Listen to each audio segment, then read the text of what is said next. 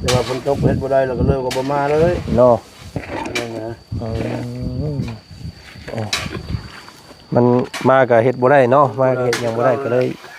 ยาก่อนใจก็ยังบ่ม่วนปานใดยังให้ส่วนเสียดายข้าวเสียดายน้ำอยู่ครับตะมันเป็นข้อข่อยตะมันเฮ็ดเวียกก็แบบเงาๆแน่มื้อนี้เนาะลมบ่ดีแล้วมื้อนี้ลมบ่ดีปานใดมื้อนี้ว่าซั่นข้าวท่วมหน้าตำลังตำแห้งนี่เอาลูกเอาผัวแบบให้ผัวเก่งเพิ่นว่าแม่นบ่แม่นบ่แม่เนาะเพิ่นเว้าเนาะผู้ใดตำแจ่วพริกแห้งนี่ให้ผัวเก่งโอ้นี่เตรียมตัวรถพี่น้องผู้ใดสิมาเป็นคู่ครองของน้องไม้เนาะเจอเสียงให้เราแท้ๆรถนี่พี่น้องเอ้ยให้ได้น้องเนาะเข้ามาเลยขี้ข้านเนาะมาเลยนอนไปเว้นอยู่ให้คือกันเด้อเอ้าพี่น้องก็เสียงบึ้มตึมตั้มนี่เด้อมื้อนี้เด้อเนาะเสียงน้องไม้เพิ่นตำบักพริกเนาะบ่มีแนวกินตำแจ่วไว้กินก่อนว่าซั่นพี่น้องเอ้ยเนาะอึ๊บอีกไปหาหน่อไม้กับส้มปลา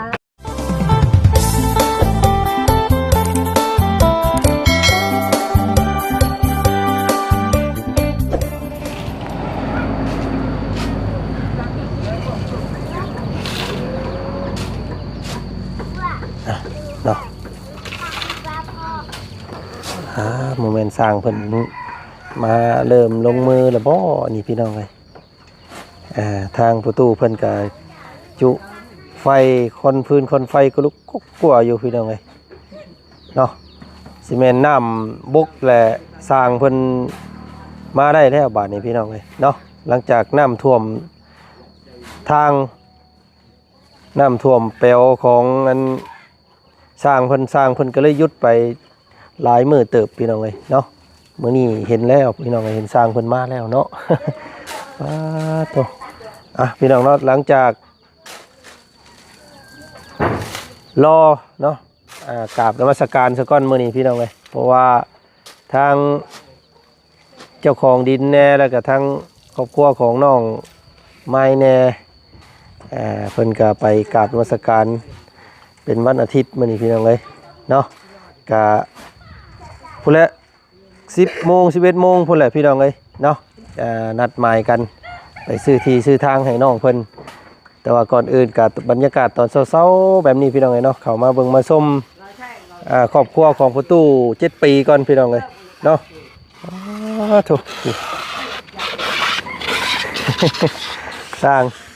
เนาะคือสิสำเร็จโยเทพื้นมื้อนี้พี่น้องเอ้ยโอ้โธ่เนาะหลังจากเท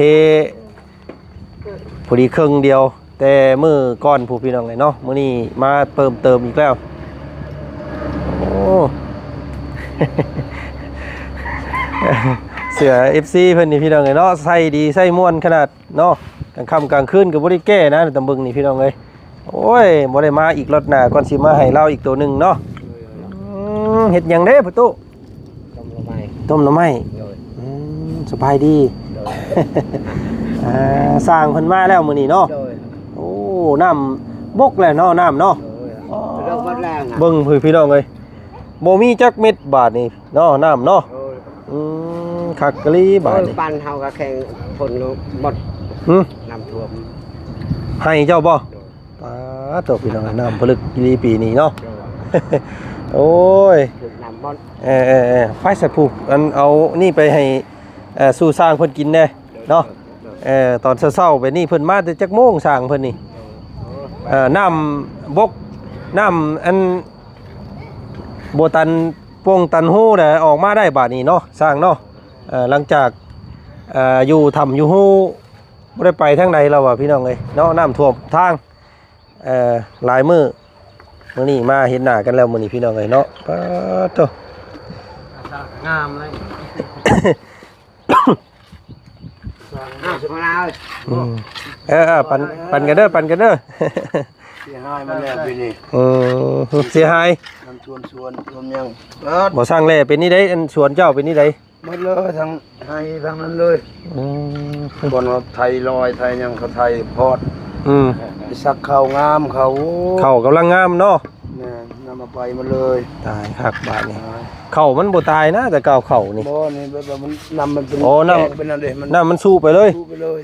อืม นั่นเลย เพราะว่ามันเป็นทางน้ำนั่นแต่เบิ่งเนาะ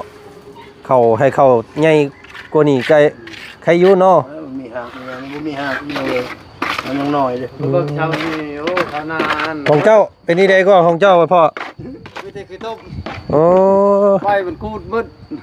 ได้อยู่สำนั่นน่ะเนาะมันเป็นเข่าเป็นก้านี่ เฮาอยากตกกาใหม่บ่อยากได้ บ่อยากเอาแล้วตัวนี้ ปะ ตายคักบาทนี่พี่น้องเอ้ยเสียหาย ยัน บอกคำว่าคำมัน งามมันโอ้ย ต้องเป็นเบซี่แหละคำฝนตกลงมาอีกนั่นมันสิล่างใบมันอยู่แต่ว่านี่น่ะมันขี้ตมโอบเลยแม่นแล้วแหละบ่งาม ซาสิได้ไทยไม่ลำไม่บาดนี้เนาะอืมเสียหายนักพี่น้องเอ้ยเนาะยังมีอยู่บ่ข้าวปลูกเฉพาะยังว่าข้าวปลูกเบิดเลย ยังชอบนึง ยันว่าเขาได้เล่ากับเบิดยันว่าเขาอันในหน้าก็ตายว่าเอาอีกแล้วพี่น้องเลย ยังชอบนึง โอ้ยเนาะเห็นดีได้แต่มันมาไวโพดปีนี้เนาะ นอมัน คำมันใหญ่มันเป็นกกเป็นกอเลยใครอยู่เนาะ แม่น อันนี้มันเป็นก้าน้อยเป็นคาก็เป็นเบี้ยนี่โอ้อันตรายพี่น้องเลย คันว่าชุมๆนึงใครอันนี้ฮักก็มันออก ก็ได้บ่ฮอดข้อมือ แม่น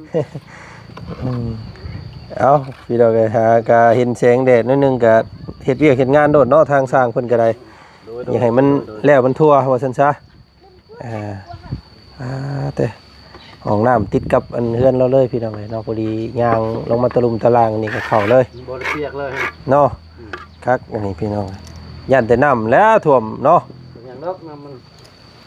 อย่างห้ายสุดก็เพียงนี่แหละเนาะเพียงครึ่งของเสาตอหม้อนี่แหละตำบึงพี่น้องเลย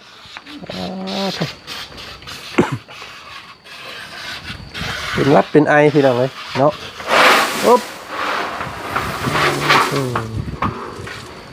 อารมณ์ซ้ำนี่เห็นบ่มีสิมาอีกซ้ำไปจักผลก็ได้เนาะ พ่อเฮ็ดได้สร้างเอ้ยออกมาเฮ็ดบ่แล้วได้บาทนี่เนาะเฮ็ดให้ประตูเพิ่นได้เข้าห้องท้ายได้บาทนี่พี่น้องเอ้ย การแล้วอยู่มื้อนี้เนาะอันว่าเทพื้นเนาะสำเร็จเทพื้นมื้อนี้สร้างเพิ่น มันท่วมย้อนประตูได้เฮือนไปแล้ว บ่โอ้ยประตูนี่ได้เฮือนเลยน้ำท่วมรถจังนี่เนาะตะกี้บ่เห็นท่วมจักเทื่อ แม่น นี่มาไวโพดนี่เนาะ โอ้ย ในท่าก็น้ำท่วมแล้วประเทศลาว ตายคักบาดนี้ห้องน้ำแล้วนี่จังว่าท่วมเฮือนพุ่นจักบาทนี่เนาะโอ้ยเราบ่เคยมีห้องน้ำจักเทื่อย่านอยู่เด้อนี่พังเบิ่งห้องน้ำแล้วนี่ ตะกี้เรามาเฮือนฝนบ่ตกเลยเฮ็ดเฮือนปีนึงได้2ลัก3ลักเราเฮ็ดว่าได้วินี่ลักเดียวฝนตกเลยแล้ว ได้เฮือนหลังใหญ่เราน้ำท่วมรถเนาะโอ้พี่น้องเอ้ยอันตรายเด้อนี่ย่านพังเบิ่งเด้อซะนี่หากะกอห้องน้ำล้มห้วยๆมาอีกแล้วเนาะห้องน้ำสำเร็จนี่เห็นย่านเพียงหลังคาห้องน้ำพุ่นบาทนี่ ถามหมดเลยตายหมด เนาะเขาเพียงพี่มันก็เบิดได้เนาะแถวเซโปนนี่พี่น้องเอ้ยเสียหายหลายตัวเมืองเซโปนก็พากันกลางเต้นนอนตามหิมทางหลายพี่น้องเอ้ยเนาะกระทึกอยู่ทางบ้านสร้างเด้เด้สร้างเด้ท่วมบ่คือว่าทางออกมาบ่ได้ว่าแม่นบ่ แม่น ท่วมหน้า ท่วมนาท่วมนั่นท่วมนั่นแหละ พวกท่วมสวน แม่นทางมันบ่ท่วมนักแต่ว่าฝนตกเฮ็ดบ่ได้แล้วก็เลยก็บ่มาเลย เนาะ นั่นนะ มันมาก็เฮ็ดบ่ได้เนาะมาก็เฮ็ดหยังบ่ได้ก็เลยยาก่อน ใจก็ยังบ่ม่วนปานใด ยัง ให้ส่วน สิได้เข้าสิได้น้ำอยู่ครับ ตะมันเป็นข้อข่อยตะมัน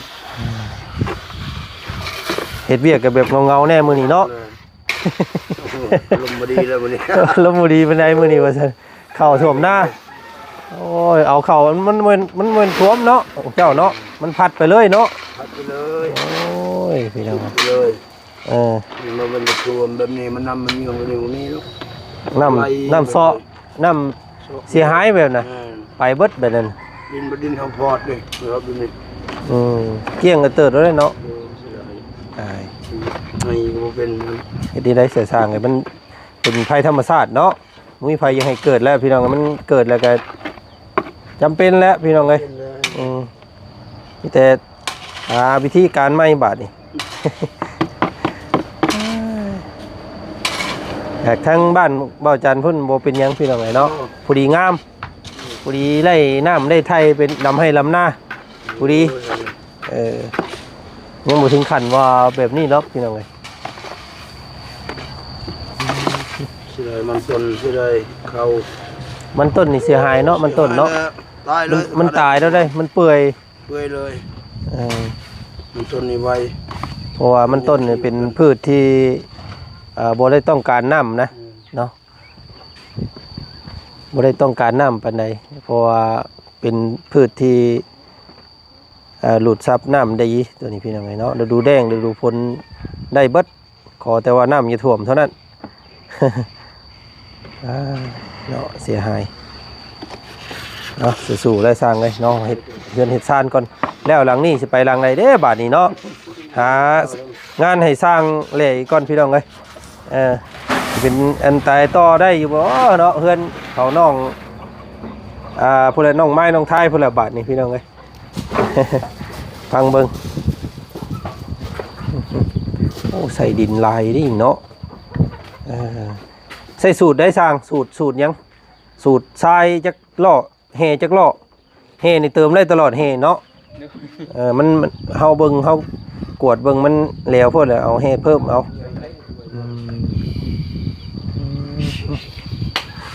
ปลูกไก่ก็เข้าแจกห้อย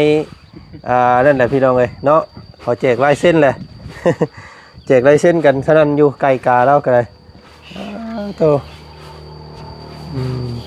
โอ้งามแน่เฮือนบาทนี่พี่น้องเลยได้ของน้ำของท่าเข้าไปนี่ก็โอ้สบายตู้เอ้ยเนาะย่านแต่ผู้ตู้บ่กล้าเข้าไปท่ายแล้วเนี่ยเล่นเข้าป้าคือเก่านะ น้องน้ำเขาตู้เลยยังทีมงานพวกเขาเถอะ เขาก็ไม่ได้ยังมันเงินยังในทางในมันเอาไปทายบอล่างเลยก็มี ล่างแล้วเห็นว่าเนาะหาตักมาแล้วน้ำเนาะต่อมาเลยสายน้ำเจ้าอยู่ผู้น้ำประปาเจ้านะเนาะนิ่งพุดคลองลงมาเลยต่อมาพี่โอ้บัดหลายเติบได้หลายซัวเติบได้หนิเนาะเพื่อสิฮอดนี่บัดทอแป๊บหลายเติบได้หนิพี่น้องเลย แป้งเอาเจ๊ตายแล้วนั่นคือช่วย ยังอันน่ะใส่คือเก่าอยู่ต่างแล้วเนาะต่างคำเรา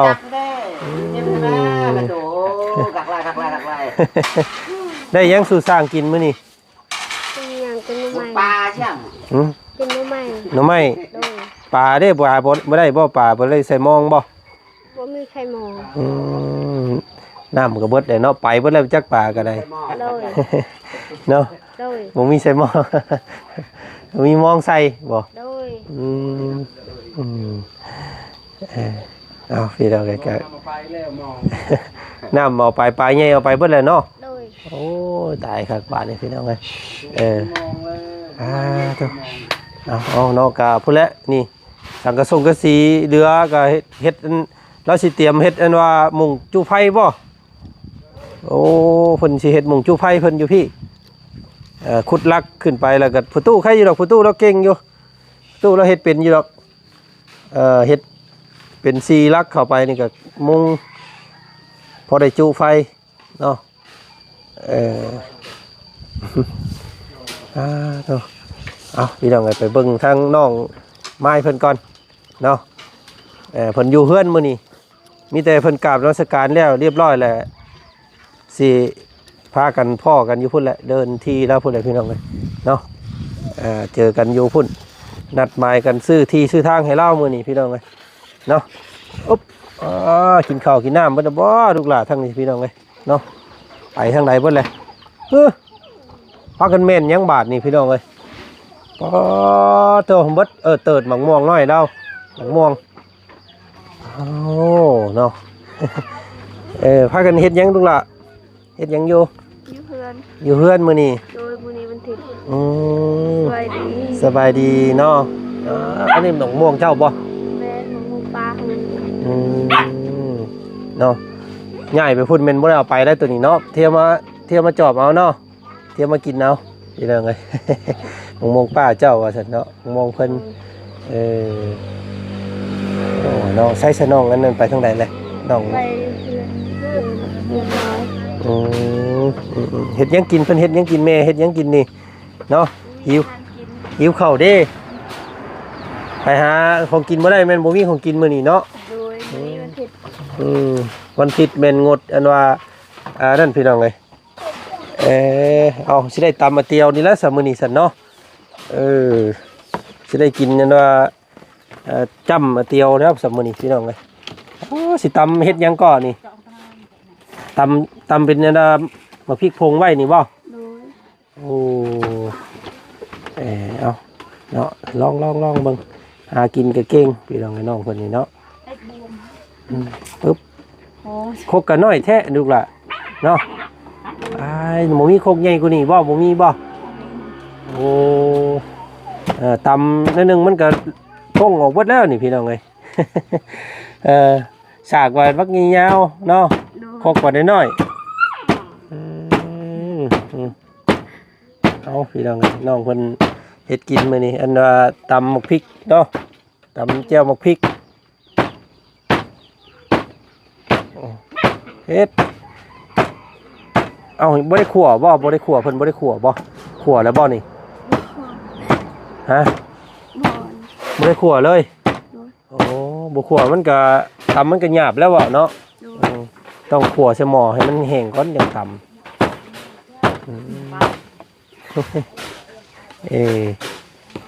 มันก็ตำมันหยาบ โดย ต้องงั้นขั่วก้อนกับเขาขั่วใส่กระทะจวดมันนั่นก่อนสูตรไทยสูตรว่าพี่น้องไงสูตรเพิ่นแบบนี้เนาะเฮ็ดปอโตบ้านน้องเพิ่นตำกับโมเมนค่อยได้นี่พี่น้องเลยเพิ่นว่าคำผู้ใดตำแก้วหมกพริกตำลังตำแห้งนี่เอาลูกเอาผัวเลยให้ผัวเก่งเพิ่นว่าแม่นบ่ แม่นบ่แม่เนาะเพิ่นเว้าเนาะผู้ใดตำแจ่วหมกพริกแห้งนี่ให้ผัวเก่งโอ้นี่เตรียมตัวรถพี่น้องไงผู้ใดสิมาเป็นคู่ครองของน้องไม้เนาะเจอเสียงให้เราแท้ๆรถนี่พี่น้องไงให้ได้น้องเนาะเข้ามาเลยขี้ข้านเนาะมาเลยนอนไปเว้นกับให้คือกันได้บ่ไผกันเนาะ โดย โอ้เฮ็ดเราเฮ็ดพี่น้องเลย เรียบร้อยแล้ว มันตำคอยมันบ่ได้เด้ตัวนี้มันต้องตำแห้งได้พี่น้องเลยเพราะว่าอันดอกหมักพริกเรามันหยาบก็บ่ขั่วก่อนลูกหล่ะเอาขั่วก่อนขั่วหมักพริกก่อนมันจังตำสบาย มันดี ตำไปสิเลย โดย พ่อเจ้าไปใส่อะไรสัตว์มื้อนี้ ต้องไทยชู อ๋อเพิ่นไปร่วม โดย ไปกราบนมัสการเนาะมื้อนี้เนาะ โดย แล้วเลขแล้วบ่นี่เรียบร้อยบ่ แล้ว ต้องพี่น้องโคกคำว่าโคกดินเนี่ยมันแตกเราเห็ดเนาะ cái này cho lại đi ai buồn trong lăng cái vào cái bòi nè cho từng ngàn บ่มีแนวกินมื้อนี้เพิ่นไปเฮ็ดเวียกเฮ็ดงานบ่ได้ hai còn เนาะหาปูหาปลาบ่ได้มื้อนี้เพราะว่าเป็นวันรวมศีลพี่น้องเอ้ยเนาะรวมศีลงดฆ่าสัตว์ตัดชีวิตมื้อนี้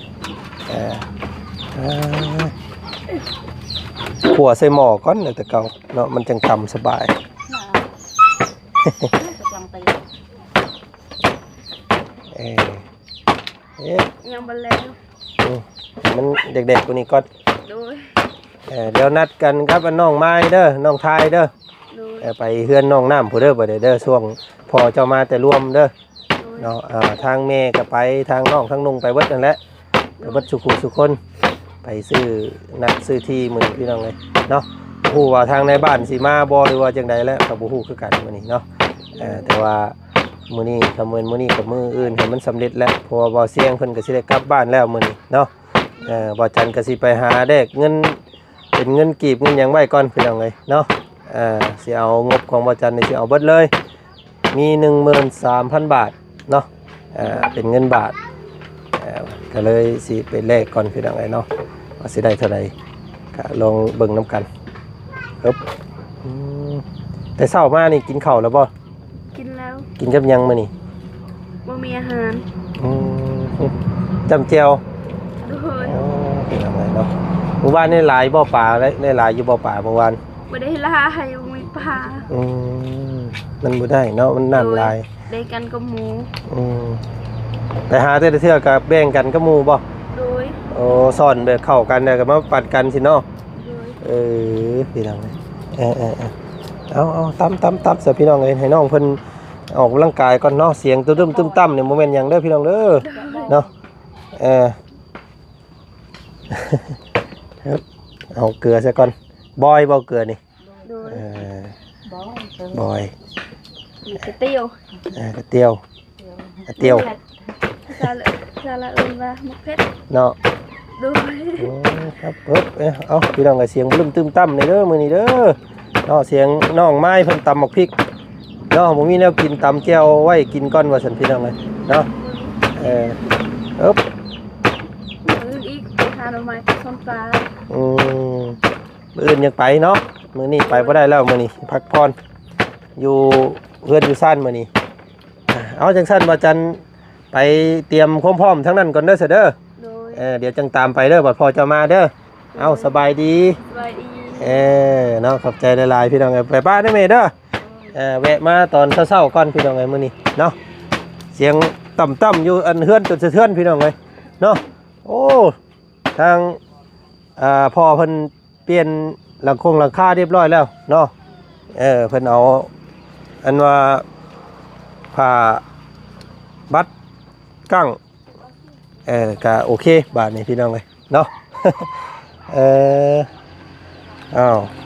เดี๋ยวสิมันกับหัวเสือหัวแล้วอันนี้พี่น้องเลยเนาะโอเค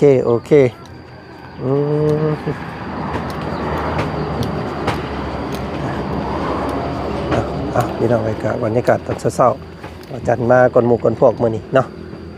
ให้ทางเขาบ่บุญเพิ่นอาบน้ำอาบท่าทางนั้นพี่น้องเลยก็อยู่ใกล้ๆนี่แหละบ่งรับบ่งนอนก็ได้ บ่ได้ไกลเนาะโตเนาะทางสร้างเพิ่นว่าดำเนินการแล้วพี่น้องไปทางนี้เนาะเทพื้นเนาะโอ้ยสะอาดสะอ้างดีเฮือนเราพี่น้องเอ้ยลมพัดดีวิวงามๆเนาะสบายดีมกดีใจน้ำประตูเพิ่นมีบ้านมีเฮือนแล้วก็มีห้องน้ำห้องท่าเนาะบ้านก็งามพี่น้องยืนหนึ่งในหมู่บ้านรถเนาะไปซะเนาะคลิปนี้ทางบ่จันขอจบคลิปนี้เพียงส่ำนี้ก่อนเจอกันใหม่คลิปหน้าสบายดีทักทายสบายดีเด้อพี่น้องเอ้ยไปเนาะ